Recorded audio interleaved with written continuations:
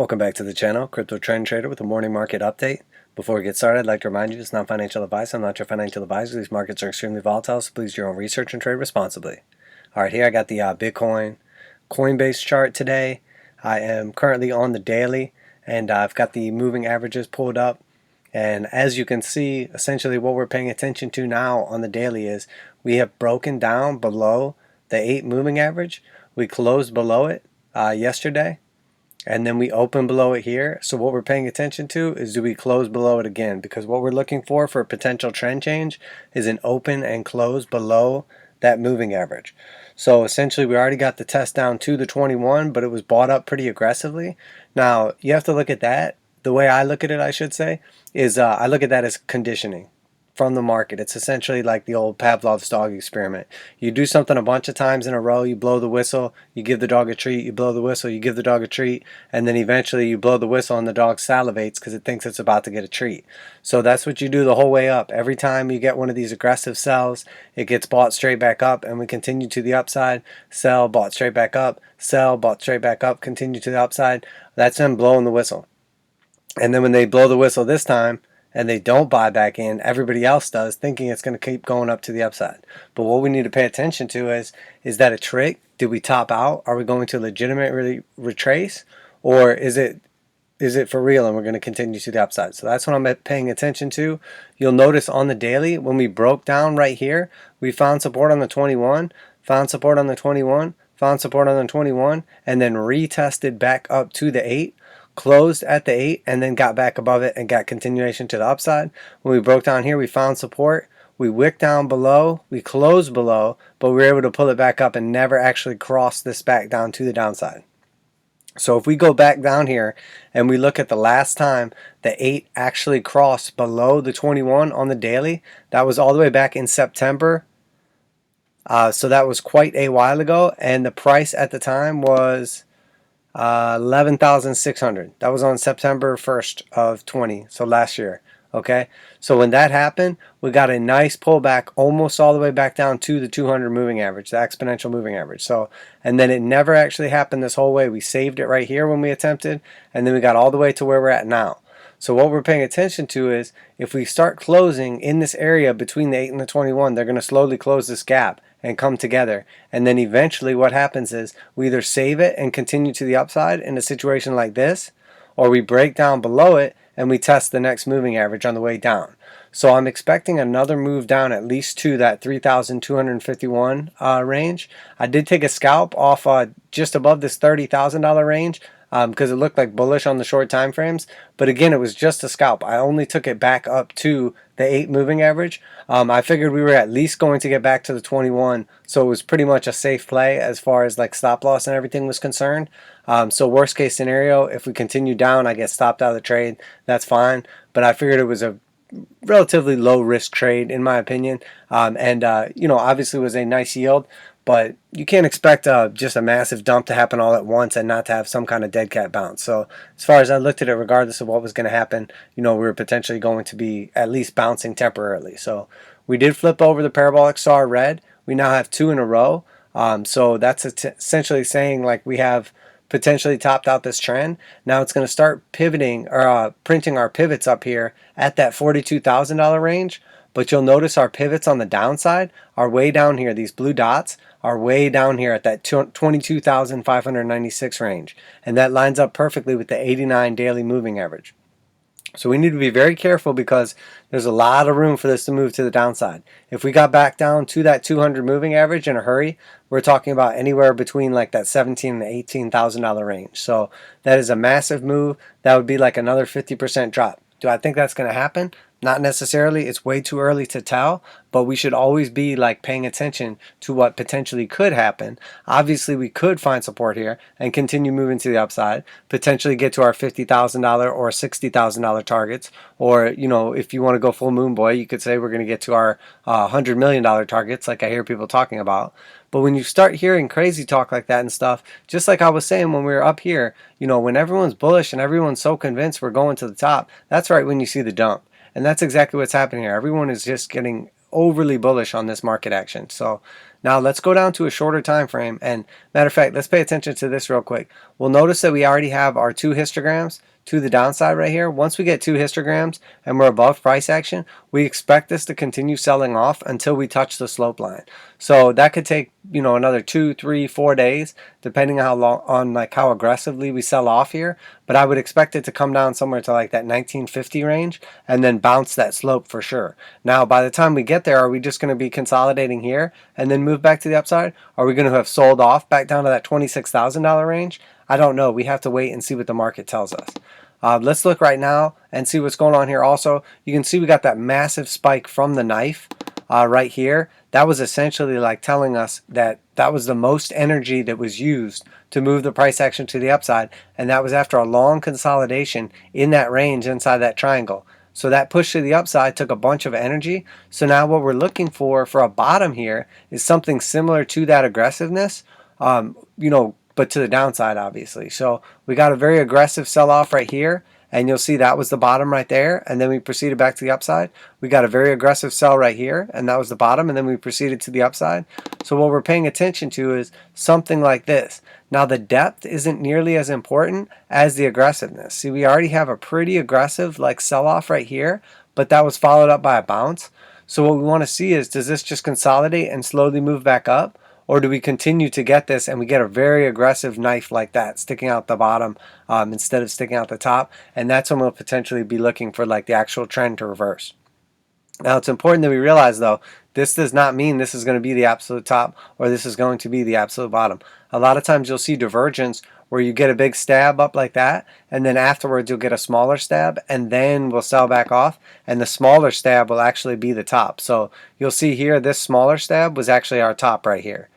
And then once again, we're paying attention to, we get a bunch of these red S's inside of the bullish control zone once it flips over red and we're above the 80 mark on this indicator. But when we get the hard sell signal, the S right there, and then we leave the bullish control zone, it means the bulls have temporarily lost control. So that's exactly what's happening now. We are above this area. We're above the 80 mark right here, but we are crossing back down out of this area, getting ready to potentially leave the bullish control zone. We already got the hard sell signal, and we have this corresponding similar knife stab right here. So could we expect price action like this and something similar to happen like that, but potentially more aggressively because we've put in this parabolic move? You have to keep in mind we're at 18,000 right here. So we went from 18,000 up to 42,000 in no time. So the volume of the sell-off, like the magnitude of the sell-off, this one was from 19.3 down to 16.1. So, that was a $3,000 sell-off, as we're here, this one was from 42,000 down to 30,000. That was a $12,000 sell-off, and that was only that initial move right there. So if we got an actual like powerful move right here, it's not unrealistic to think that we could get down here to like that 26,000 range or somewhere violently like that. So now let's go into a shorter time frame because I want to pay attention to something very important. We talked about these moving averages and the crosses and everything, but if we go down to a shorter time frame, we'll notice that it's the exact same thing. It's just looking at a smaller time frame, obviously, but we can essentially get an idea as to what's going to happen on the longer time frame by what's happening on the shorter time frame. So as where before we had to go all the way back to 2020 and see like with that violent sell-off back there before we got the cross, you'll notice here that we had a cross to the downside, a cross to the upside, cross to the downside, cross to the upside. So the frequency of the crosses and the reactiveness of these moving averages is based on the actual time frame. And you'll see here, same thing, we save price action on that violent dip right there. We touch the 89, but we get swooped back up. Now here, we confirm that cross to the downside. So we've only done that a couple times on this whole entire rally on the way up. So just like we said before, we had only crossed over the daily moving average 8 and 21 to the downside one time. Here we have a higher frequency of the amount of crosses, but in order for essentially this price action to move back to the upside, we can look at the shorter time frame. So in order for the daily to cross, in order for us to go back to the upside and continue moving to the upside, the 4 hour needs to cross back over the 8 and 21. So what we're paying attention to is when we come up here and we find resistance and then sell back off, are we going to continue selling off here and the 8 is just going to keep getting further and further away from the 21 and we come down and touch that 200 moving average at 29,000? Or are we going to find support right here at a higher low So we have a low right here on the 4-hour close at 31.5. Are we going to find a higher low somewhere in between 31.5, maybe here on the 89 average at 33.6, or potentially like wherever this decides it wants to find support at, and then we have a low, and then we have a higher low, implying that we potentially could strengthen back to the upside? That's definitely a possibility. Are we going to get rejected off of this 21 right here and continue selling off violently to the downside? That is also definitely an option. But what we want to pay attention to is like a slightly more macro view right here. So we had a previous swing low. You can easily call this a swing high inside of the micro, but then we had a swing low right here that we put in at 30,723. So when we came in and put in a new high, we have a high, then we have a low, then we have a higher high. We want to make sure that this low right here, it's currently higher than this low, but we want to make sure that we don't just put in a lower high compared to this and then come down and put in a lower low compared to this and this, because that's going to potentially tell us that we're topping out. And this is starting to look a lot like a neckline right here. You have essentially a horizontal support right here in this area around 31,000. And then you have a shoulder put in roughly right here at 34,800, and then again here at 36,400. So are we going to put in a left shoulder, neck, head, right shoulder, neck rather, right shoulder, and then come back down here and then get the break? Because if we get that break, we're talking about a break from 42,000 down to where we're at right now, where we touched the close was 32,000. So that was a $10,000 break from the top right there based on 4-hour candle closes. So if we broke down from this neckline right here, it's not unrealistic to think that we would get a $10,000 measured move, which would put us down at like $22,000. And if you look right here, the $22,000 range is going to line up exactly with the 528 moving average. So the 528 is also the support range right here from that breakout to the upside. So this is a key area right there at like that 22.5 range. We also have a key area right here at the 377 moving average on the 4-hour at 25,000. And then we have our 200 exponential and 200 simple moving averages coming in between 27,000 and basically 29,000.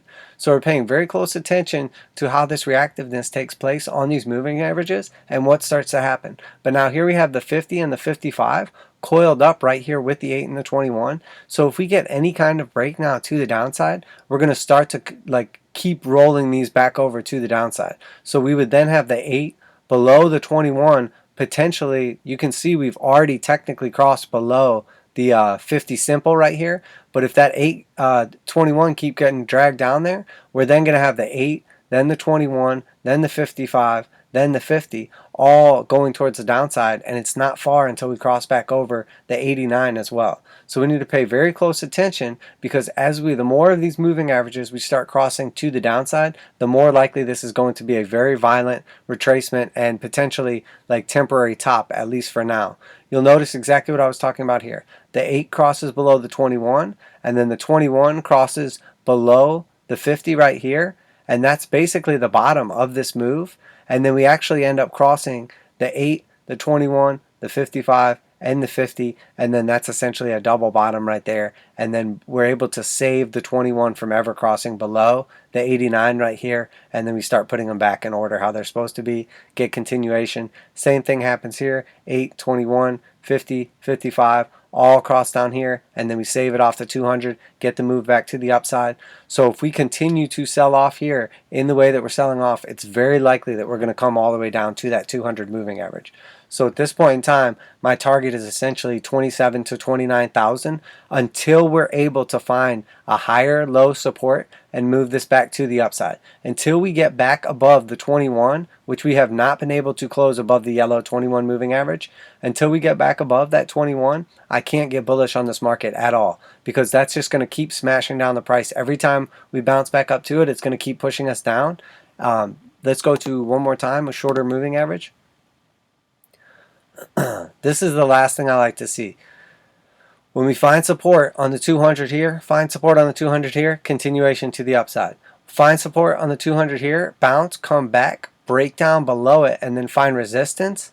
Break down to the 528, find support, all the way back up to the 200, resistance, resistance, and if we do not continue to the upside here, you'll notice we started to cross back over the 8 and the 21, and now we're right in between them. If this breaks down to the downside, we're going to cross them right back over negative and just continue moving down, and then we'll go right back down to the 377, try to find support at a higher low, go right back down to the 528, try to find support at a higher low, and if that doesn't happen, just like I said, we'll likely get that measure move breakdown from our neckline support.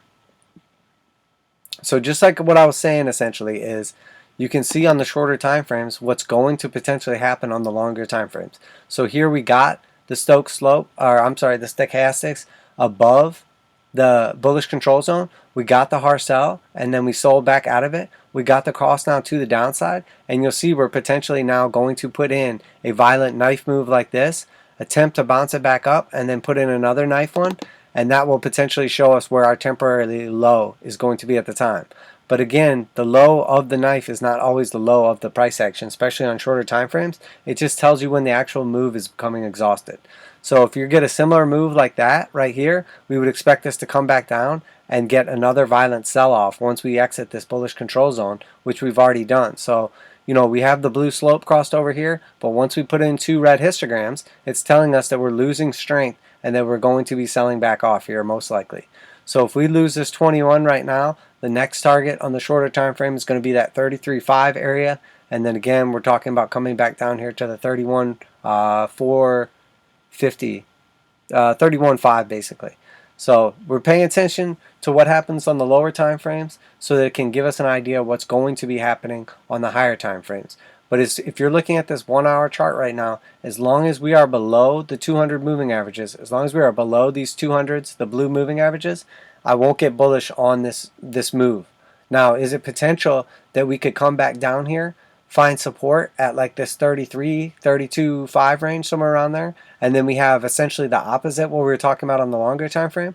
We have a left shoulder, we have a neckline, we have a head, we have a neckline, and then we come back down here, put in a right shoulder, and then we get the measure move back to the upside. That's going to take us basically from the 31.3 range. That would be like a $5,000 move to the upside. So if we're at 35,000, that would take us all the way back to 40,000 and potentially retest the breakdown. So this inverted head and shoulders could easily come down here and develop and play out as well. So once again, we're just paying attention to what the market is telling us. So let's turn off these moving averages for a moment here and take a look at what's going on. So from the top right here, we drew in a Fibonacci retracement, and then we came down to the bottom point right here, which was the bottom of the sell-off right here. And you'll notice that when we bounced up, we bounced initially up to the 236, found support, bounced up to the 0.5, found support on the 382, bounced up to the 618, and now we sold back below the 0.5. So what's going to happen here? We can potentially come back down to the 382 and then get a move up to the 786. We could come back down to the 236 and get a move up to the 382 and then sell back off. But that's what we're paying attention to. And you'll notice here as well that this was a very clear idea that you were going to get potential measure move or nice break to the upside, although so far it's looked rather weak. But we essentially were putting in a descending broadening wedge. So we have our support line here on the bottom that was forming. And you'll notice it was drawn on a longer time frame, so it doesn't quite line up on this time frame. But you'll notice we had this support broadening to the downside. We had this resistance broadening to the upside. And then we got a test, a test, a test, a test, a test, a test, a test. But we only came down to like the midline right here. Came back to the top line. Got the break through it. Came back down. Tested now this what was resistance. We tested support. Found support. Found support. And then we got the move to the upside. Now the measure move of this pattern should take us all the way back up here to that 886 at 40,000 basically, which is what we were just talking about. So that's a lot of confluence that could potentially play out. And then you'll notice here also that potentially what we're looking at was, you know, this being like an Adam and Eve inverted. So this would be our Adam, our neckline, our Eve, and then again, this is our neckline here. So when we break through that neckline, we're inside of this channel moving to the upside. We would expect to potentially get that measure move. The shorter measured move right here is essentially just from the head right there to the neckline. So when we get that breakout from the neckline, we're looking to potentially come back up here to like that 38,000 range. So while I'm not bullish or bearish necessarily right now, you know, I'm paying attention to potential scalps that could be taken inside of this area, you know, long or short. based on what price action tells me, but really what I'm looking for is resolution on what's going to happen on the longer time frame based on this. So right now what I'm looking for is potentially to develop that right shoulder of the inverted head and shoulders down here at that 32,500 range, or I'm looking for a potential target to our next fib retracement target for a bullish retracement of the bearish dump up to the 786 at 38,750. So those are my two key points. But you'll notice that we had this channel we were developing to the upside. That was our resistance in red. And then the support was here in blue. You'll notice we were oscillating inside that channel, and then we broke down from that channel. So once we broke down from that channel, we have to pay attention to, are we going to now get the measured move from that channel to the downside? So we draw from the top of one of the points in the channel to the bottom of the points in the channel, and then we take it to our breakdown area, and then our potential move takes us back down to that 33,400 range.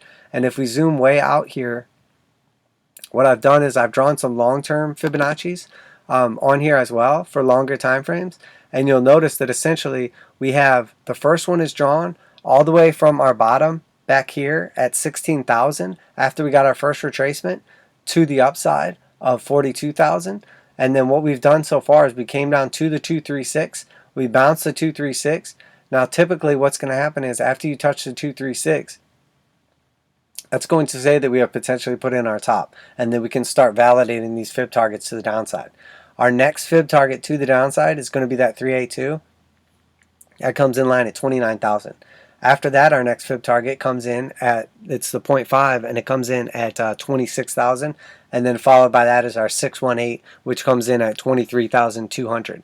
Now, if we take out the 618, I'm no longer bullish on this move to the upside, and I start really considering that this move is done with, and we're going to go into a longer time frame retracement. I do not like to see anything. I'd rather see a 382 retracement and then continuation to the upside. A 0.5 is acceptable. You know, that's a little more like Wall Street Charles Dow theory, but anything more than a 618 tells me that we're potentially done with this move. Now, what I do like about this exact fib is if we take from the bottom here to the top, you'll notice that we did not have this top drawn until we got up to 42,000.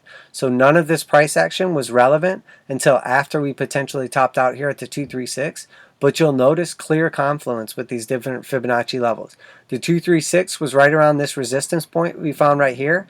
After we broke above that resistance point, we found support before getting our move to the upside. You'll notice when we broke down to the downside right here, we found support on the 382, which again was not drawn at the time yet, but you'll notice that was a key resistance that we broke through and then got the measure move. You'll notice again here on the 0.5, we found resistance here, broke above it, came back, support, support, support, and then got our move up to the 382. And then once again at the 618, you'll notice that we oscillated clearly below it, broke above it, support, broke below it, resistance, broke above it, support, broke below it, resistance, and then we got that massive measure move. And then finally, down here at the 786 was our previous all-time high at the 20,000 range, and we all know how that played out. You know, that was obviously a very significant level right there.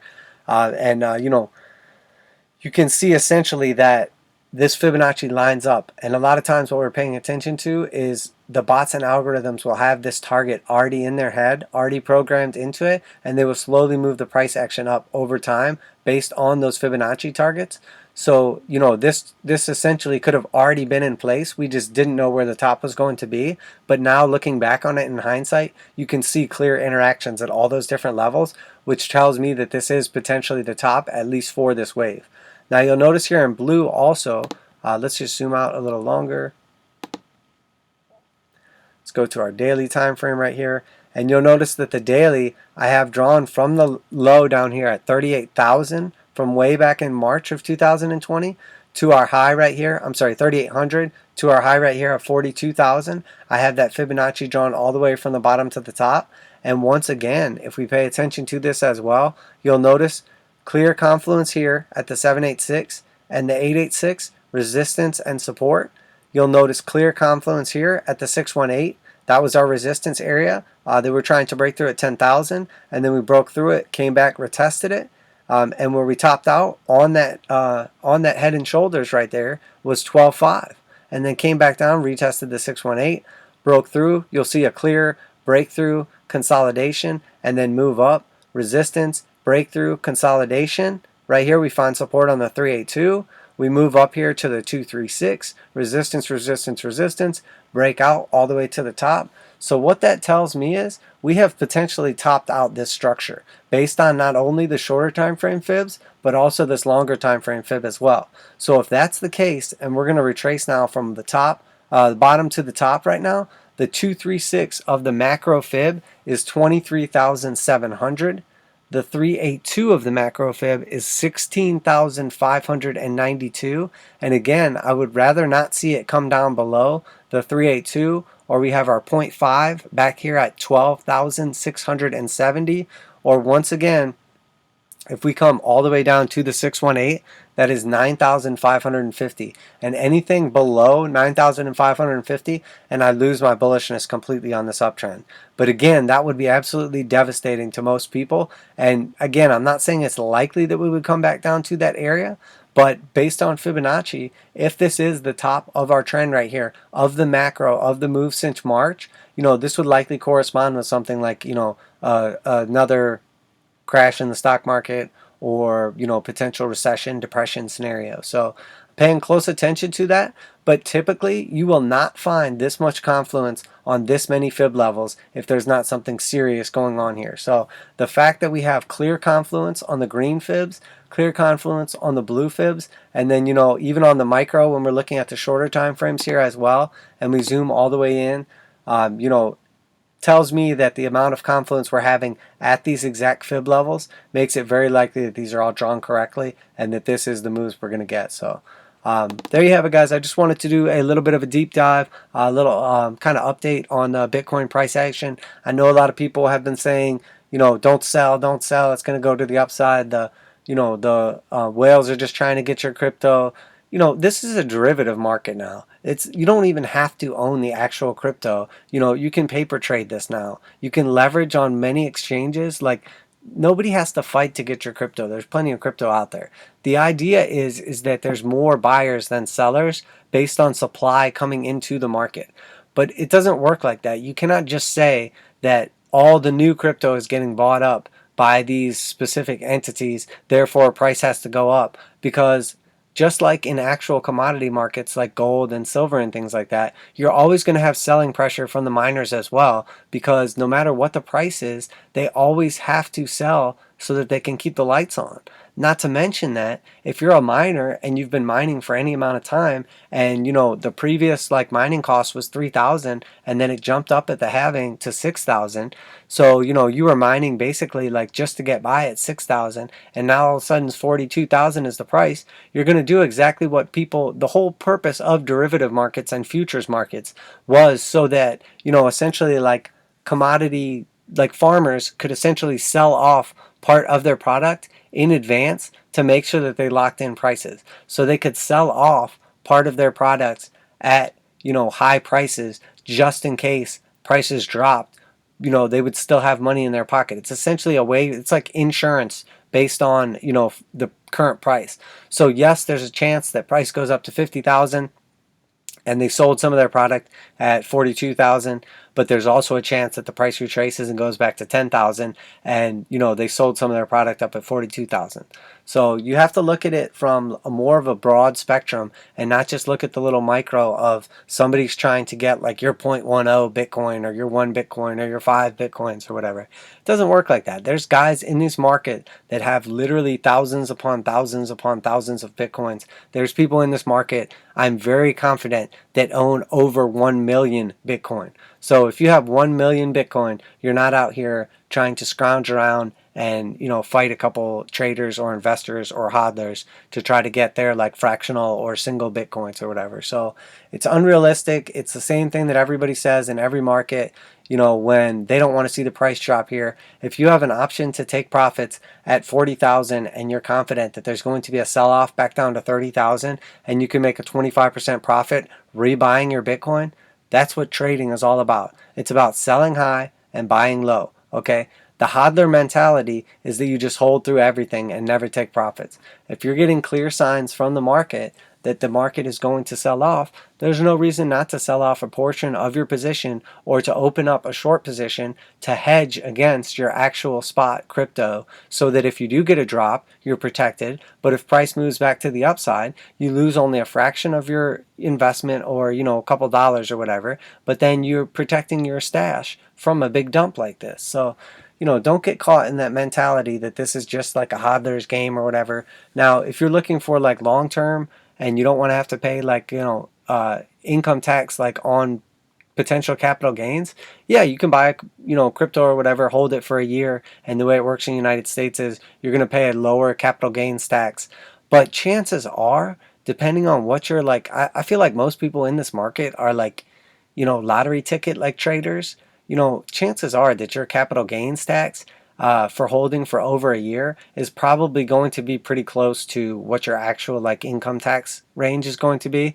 So if you're not making at least like $100,000 a year, closer to like 200 or 500,000 a year, you're probably not that concerned with the difference between paying long-term, like over a year holding positions, or short-term, under a year positions. So, in the end, you're going to pay like net gains or net losses. So you're going to have a capital gain or a capital loss that you pay based on your total trades for the year, not based on holding something for over a year. So you have to keep in mind that when you hear billionaires and millionaires and all these guys talking about how they want to hold these positions for years and they don't want to ever sell them and they're looking to protect their fortunes. These guys are extremely wealthy and they don't need that capital. They don't need that money. They don't need that crypto to live off of.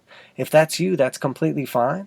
But if you're looking to actually invest, take profits out of the market, and then live off of that and become like a full-time trader, or make a better life for you and your family, or at some point in time you want to buy a new car or a new house, or take advantage of some of the profits that you're making, you're not looking for a long-term, store of value in the same way. You're looking for more of like a, savings account that's going to protect you over time, is what they're looking at. You're looking at, essentially like scalp or swing trading and making money. If you bought at 10,000 and the price moved up to 40,000 and then it drops back down to 30,000, why would you not have taken some profits, if you saw that coming? Of course you would have, because you would make $30,000 even if you paid 40% capital gains tax. You're paying 40% on that whole entire position, or on part of that position. To say that you're not going to realize profits because you don't want to pay taxes makes no sense whatsoever. Because if price pulls back and then you give back all those profits, if something crazy happens and the price goes back down to 20,000 or 10,000 and you didn't take any profits along the way, you're literally just holding bags. If you go all the way back to where your entrance point was, or entry point was, and you don't take any profits on a massive parabolic move up like this, you're going to be kicking yourself for the next 2 or 3 years while you wait for price to reach these highs again. So, and again, I'm not saying that this trend has topped out, but there's a lot of things saying that we potentially have. So if we get back up here to that area of 38,800 or 40,000 and retest some of these higher areas, don't think for 1 second that there's not going to be people de-risking that got caught, by surprise with their pants down from this previous move here. So, and once again, it's not financial advice. I'm not your financial advisor. These markets are extremely volatile. Please do your own research, trade responsibly, be extremely, extremely careful with altcoins, because you will notice one thing very clearly, is that when you hear all these billionaires and all these influencers and all these hodlers and everything talking about Bitcoin, they are specifically talking about Bitcoin or potentially about Ethereum or some other project that has potential. They're not talking about just random shitcoins, because the likelihood is that of the over 2,000 other cryptocurrencies, probably 99% of them, probably at least 1,900 of them are total trash. And they're probably going to lose 90 to 95% of their value in the next main pullback. As where Bitcoin might lose 75% or 50% or 30%. So just because the altcoins stayed relatively strong on this sell-off right here does not mean that if this thing rolls back over and we see a true correction, does not mean that they're not going to lose 50 to 75% of their value. Some of them may even go under completely because they're over-levered or they fail to manage their funds accordingly. Happens all the time. So be very careful. It's not financial advice. I'm not your financial advisor. These markets are extremely volatile. Please do your own research and trade responsibly. Keep an eye on the shorter time frames. Pay attention to what's developing and what the market is telling you. Don't have your bias in your head and just listen to what everyone else tells you.